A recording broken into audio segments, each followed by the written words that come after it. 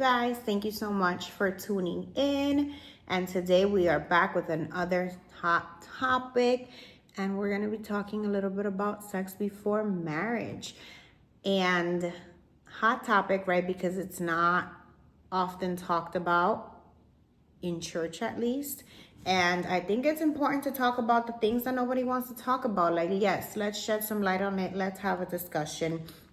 Like always, my perspective is coming from a perspective as a Christian. I am a Christian, right? Believe in what the Bible says. And we know that the Bible establishes fornication being a sin, just like other things are a sin as well. There's many sins. And it's one of those things where for a vast majority of my life, I didn't have a full understanding of it. If you guys tuned into my last video, one of my last videos, I talked about losing my virginity at 13. So clearly it was something that had not clicked. Like I knew it, I know it's in the Bible, but I didn't understand it, which is pretty much one of the reasons why I think led me to making that decision was just my lack of understanding the why. Like, why is this in the Bible?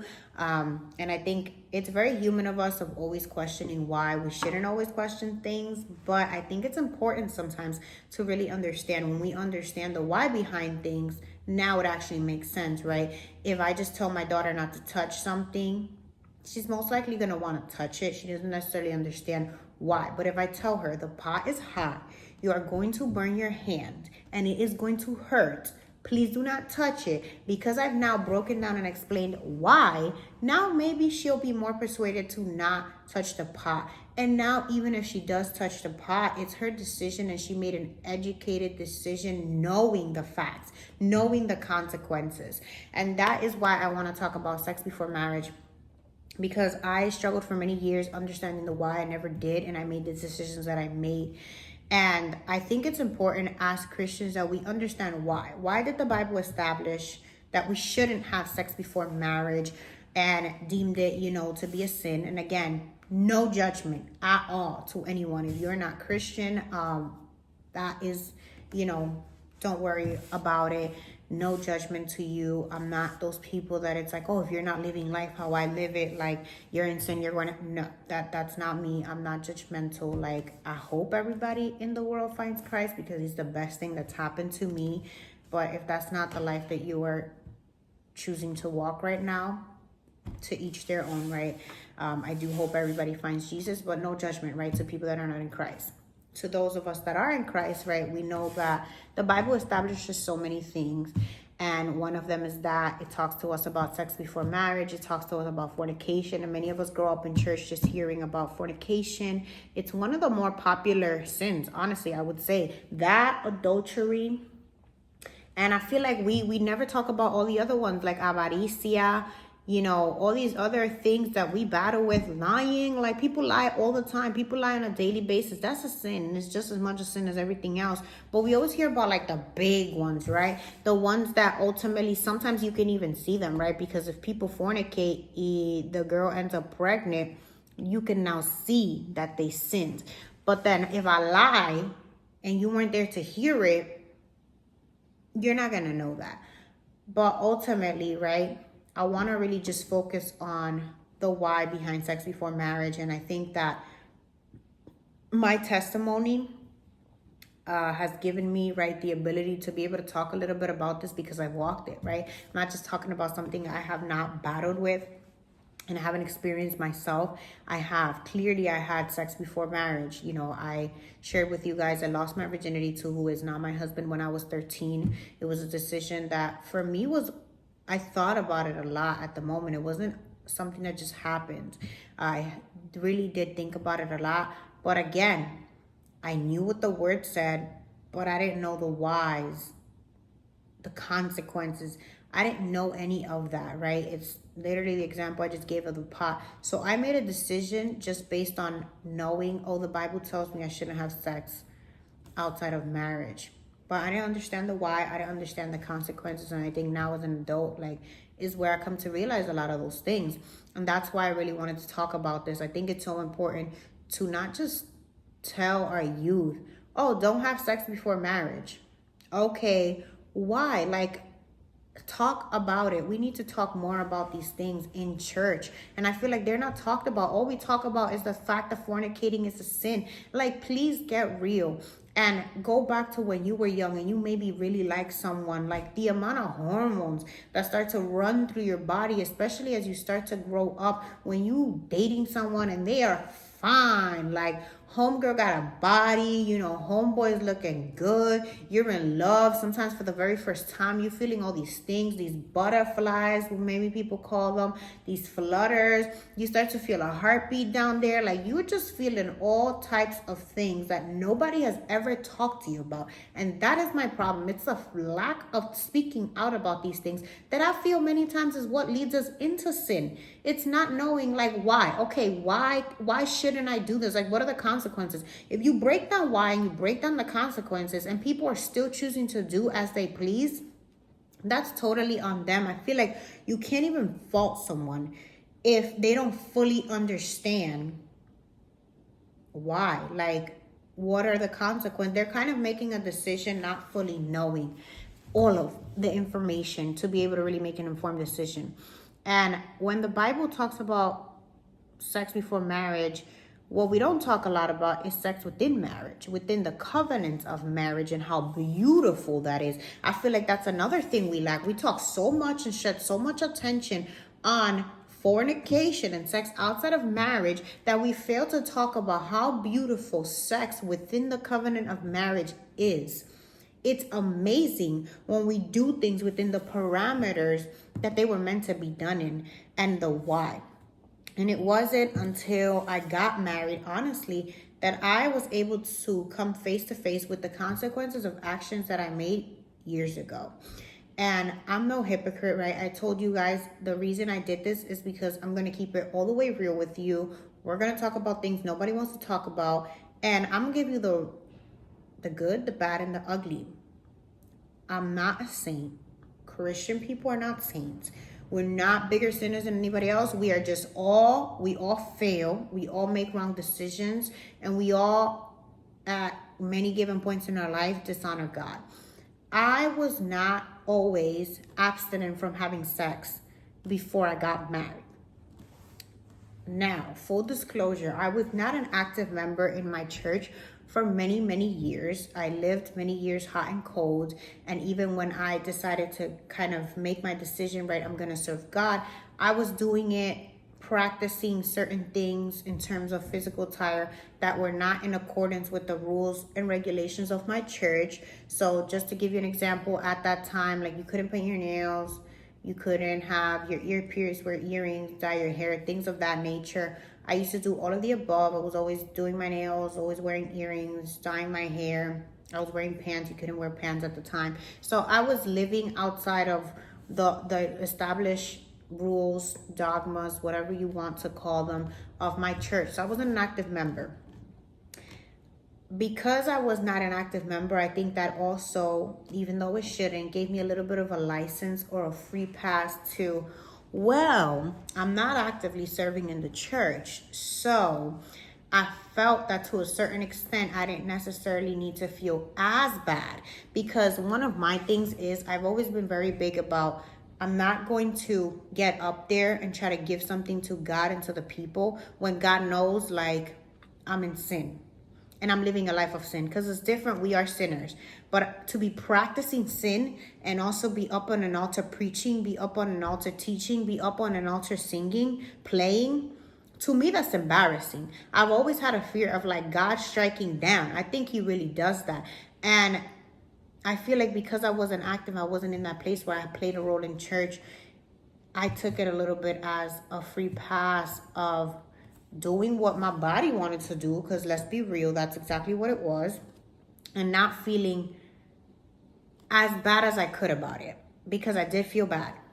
I still knew I was failing God, but I didn't feel as terrible as I would have. Like, it would have been added feeling bad and just embarrassment to also be serving up there knowing that I'm fake. Like, I've always battled with that. I've always tried to be as transparent, as real as I can be. And I don't like that. I don't like playing with the things of God, and I take that serious. If you're serving, in a church and you're holding a title, you're in a leadership position, you're participating, and you're living a life of sin, Lord have mercy is all I will really say. Again, no judgment, but I could not live with myself. I personally, I just couldn't. Knowing, I don't care about what everybody else knows and doesn't know and what I can hide from them. I care about the fact that I know God knows every single thing.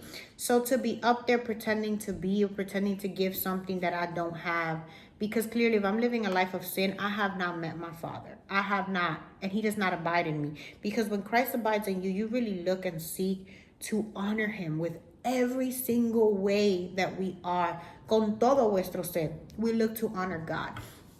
And at that moment, I wasn't honoring God, and I know that. And that's why I'm able to talk about these things, because I know what it's like when you got the hots for someone, like you're in love. You really like this person. They're attractive to you. You got all this stuff going on inside you. And you know what the Bible tells you. But again, you don't really know about the consequences. You're not thinking about any of that. And we put ourselves in places where we're going to fall. Like, let's keep it all the way real. It's why I talk a lot about this now. And I'm just like we should know better. We should. We many times put ourselves in predicaments. And then we expect for our body and our flesh to be stronger than it's supposed to be. And ultimately, the Bible calls us to run from sin. It literally says run from temptation, run for your life. Don't put yourself in predicaments and then expect you to pass the test.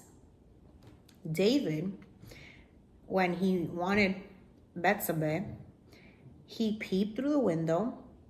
He could have easily turned around and stopped looking. But what did he do? He gave in to his desires and continued to look, and he acted on that. He's like, go find out who that is. And then he continued to act on that. Oh, she's married to who? Okay, tell her to come here. So we make steps a lot of times, putting ourselves in a really bad predicament where the result is going to end up that you're going to sin. You're going to dishonor God. You're going to fall short from His grace. But you put yourself there. You completely painted that picture. And I know what that's like. I know what it's like to put ourselves in places we shouldn't be in. And I think that is why when we seek to truly honor God, we really have to be so careful where we're placing ourselves. Because sometimes we just set ourselves up for failure. There is no way we were going to come out of that succeeding. And there should be no room for us to be putting ourselves in that place. Because that's really when the devil just toys with us, and he doesn't use things that we don't like. He uses things we like, and sometimes it is our partner, and I know what that's like. And it's not great to live a life that's dishonoring God. And sex before marriage has so many consequences. Not only can things come out of that, but I think ultimately, at least for me in my experience, sex before marriage, I didn't reap the consequences of that till years later when I became married. And when I became married, one of the things that we struggled with that I thought we weren't going to struggle with, because we had sex before and it was great, so I was just woo, excited, right? Not only do I love this person, but this is a person I lost my virginity to. This is a person I've connected on that level with before. So sparks, I know it's going to be great. And then it wasn't. And I was just what's happening, right? And what happened is I realized those were the consequences of having sex outside of marriage, is that now I was in marriage with this expectations, kind of unspoken expectations, and expectations that I myself didn't even know I had. Because I'm no longer necessarily exploring for the first time with someone, and we're not discovering something together, but we're just tapping into something we've already tapped into before. So you would think the experience helps, but it actually did us a disservice, because how I felt was just, I already know what's kind of going to go down. And in a personal note, TMI maybe, but I like things spontaneous. I don't want to know. I don't like routine sex. I don't want to know what happens next. I don't want to know that we're gonna foreplay and do this and that for 15 minutes, and then we're gonna get into it and there's gonna be the position, and then blah, it's over. No, like that. I like spontaneous things. I like to be surprised. I like things to just take their course. And I was feeling like a lot of it was becoming kind of I expected this. I'm not surprised. It's not necessarily like, ooh, exciting. And that really did take a toll on us for a couple of months, and it was definitely something we struggled with. Of course, we had communications, open and honest communication, and we overcame it. But I think that was one of the consequences, at least for us, of having sex without being marriage, is that now we were in marriage, and at least for me, I was coming into it with these set of expectations that were not met. And when you're having sex within your marriage and you haven't had sex outside of marriage, you're both coming in terms of each other with a clean slate, right? Because maybe you did have sex outside of marriage with someone else, but in terms of each other, like, that connection has not been explored before, and you're not going to be exploring it for the first time. And it's okay to hit bumps where you're uncomfortable and you need to talk about it.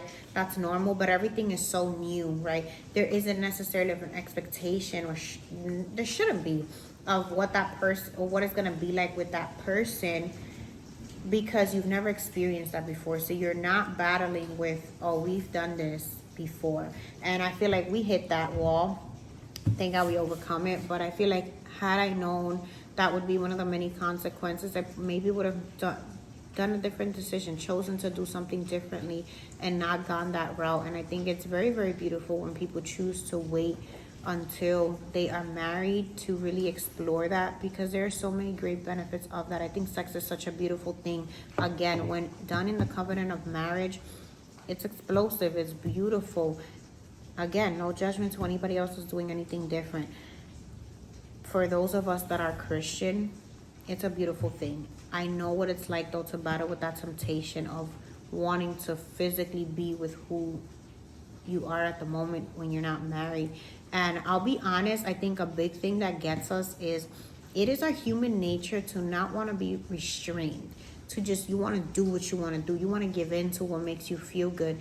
And I think the more you tell someone they can't have something, the more that they want it. It's literally, you tell your kid not to do something, and just tell them to do it, because I feel like they do the opposite. Everything we're taught so bad to not want to do is what we want to do. And Paul even says it, the good that I want to do is not what I do. I do the bad that I don't want to do. Like, that is our nature, to do things, even if we know they're bad. I know lying is bad and I might feel bad, but I do it anyway. Sometimes I'll even make excuses for it and say it was necessary, say it was a white lie, and try to sugarcoat it. And at the end of the day, it's horrible when we fall. It's horrible, the feeling we feel when we have failed God. But I know what it's like to want to give in to something that you know you're supposed to stay away from. That's why it's so easy to fall, because it's that same rule, it's that same thing established that says you shouldn't do something, that kind of drives you to wanting to test it, to wanting to do it. And what I will say is, if you are looking to honor God, don't put yourself in situations where the result is always going to be that you're going to fall. Like, don't kid yourself. Don't think that your flesh is stronger. Tell me about it. It's a lot stronger sometimes, to give in. And it's so easy to give in. And sometimes even when you're fighting, like, even the fight itself, even the battle itself, it gets you even more into actually breaking the rules. Like, there's something about breaking rules and just doing what you're not supposed to that really, like, people enjoy it. We know many people are thrilled by living on the edge and just doing what you're not supposed to, living very unconventionally. And there's a reason behind that. And it's our human nature to not want to abide by anything, to not want to be restricted, to really indulge ourselves in what gives us pleasure. And that is why I say, if you're looking to live a life that honors God, run from temptation. And if you're in a relationship, that doesn't mean, don't spend time with your partner. Spend time with your partner, right? But be smart about it. Maybe not necessarily, when you got free crib, inviting them over. Maybe not necessarily Netflix and chill in the cozy, couch, all boot up and all close together with nobody else there. Like, let's be real. We all know what Netflix and chill be leading to. And even if it doesn't necessarily get there, just the thoughts that you're going to start to have, the feelings that you're going to start to have, even if it doesn't end up there, you're mentally already there. So technically speaking, you are already in a way halfway there. To just get to the finish line it's now so much easier. if you really care about staying clear and honoring God, run. Don't put yourself in predicaments where you are going to fail. We should not test ourselves, like, because the results, sometimes we end up failing, and sometimes we're surprised. And it's like, if you think about all the steps you took, just like David took, he literally took steps. Like, he didn't just go into bed with Bethsabe and then killing her husband. Like, they were steps. He looked, he continued to look, he had a desire, he found out who she was, he asked her to come. There was so many points where he could have stopped himself, and he didn't. He orchestrated this, and eventually what happened, right? His shortcoming, his downfall, his sin, like, he really just drew out this whole thing for it to pretty much play out this way. And that's what we do many times. So again, no judgment, right? I have fallen. Like, I have been there. I have had sex before marriage, and I think that sex within marriage is so much more beautiful and so much more meaningful. And it's not just about lust. Like, it's about sharing a deeper connection. And it's not to say, yes, I love my husband when I had sex with him when he was not my husband. But it's so much different when it's within the covenant of God. Like, when you know that what you're doing is totally stamped and approved by God. Like, it brings you such peace and such joy that when you are actively living in the sin of just having sex before marriage, you don't feel that. You're not going to feel a support from God. You're actually going to feel dirty, and you're going to feel bad. At least you should, normally, if you're looking to honor God. If you're just out here living, your best lukewarm life, then you might not feel that. And I pray for you, because it's not a great way to live a life in Christ. For that, honestly, just don't live a life in Christ at all. Might as well. And God says it, like, if you're hot and cold, like, I vomit you. That's how disgusted he is with someone that pretty much you can't choose a side. But again, right, no judgment, but you do feel like so bad after. Like, it's a moment and a couple minutes of enjoyment, but then you feel, damn, I failed. And you continue to try to get up again, and then you continue to fail. You just continue to feel the same way, and you just feel like what you're doing is wrong, and it's not honoring God. And it's so beautiful to have sex, and it's honoring God, because it's within the covenant that he established, and that he brings great things out of that, and great blessings. And even your connection grows so much deeper with your partner and who you're sharing that connection with, when it's done within the right parameters. So again, if you have failed, are currently failing, no judgment to you. I was you. I've been human. I know what it's like to give in to what your body wants to do, and not necessarily follow what you've been taught is the right way to do it. But I'm also here on the other side to tell you it's so much more beautiful when we do follow things the way that God has established it. Honestly, it's literally like the word says, seek first the kingdom of heaven, and all other things will come. We always do things opposite. Like, we do so much work into seeking things here. Like, let me get the house, let me get the job, let me gain here. And we're so focused on the material things, the things of this world, and we leave everything spiritual for last, that we end up working so much harder for blessings that God could have easily just handed and made rain upon you, if only we did things in the order that he established. He says, seek my kingdom first. Had you stopped to focus on me first, I would have done my job in providing everything else to you and blessing you with blessings upon blessings. But because we choose to do things opposite, we oftentimes feel burnt out and overworked, because we're working so hard for things that God could have easily just allowed to fall right on our lap. And I think it's the same thing here. Like, we're always constantly battling to do things our way. Let's do things the way that Jesus established them. They are beautiful, and they've been established that way for a reason. There are so many blessings, so many rewards, not just in honoring God, but really in doing things the way that he has established. Like, he's established it knowing that it is what's best for us. So I think it's a beautiful thing. If you have fallen, it's not too late. In my time where I had failed God and continued to fail God, there was a time where we came to a decision and we said, we no longer want to continue to fail God. We really want to just wait and experience this the right way. So it's not too late if you have fallen short. God is a redeemer, God is a forgiver, and he redeems and forgives. I shared this right when I talked about losing my virginity. There's no shame. That's why I can give you the raw and the real parts of me that are not beautiful, because God's already changed that, and God has taught me so much even in those times where I have failed him, and he's revealed himself to me in the most beautiful ways. Is such a loving and forgiving Father, and I'm so grateful for that. And I do pray that anybody that is battling with that, run from temptation. Honestly, if you're looking to honor God, it's the best decision that you could make.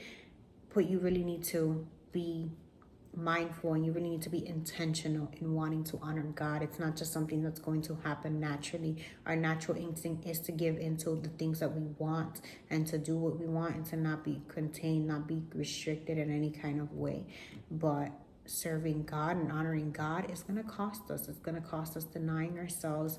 And what I can say is it's worth it. It's worth doing things in the order that God established them to be done. So I pray that if you are someone that is struggling, that the Lord may help you, and you may also help yourself, because we play a big role many times in the things that end up happening. So I do hope that you can grab on to God, right? His hand is always there willing to help you, and that you do start to walk a life that honors God in all aspects. So it's never too late to turn around and say, I want to do things the right way. So God bless you. I hope that this word was a blessing to you.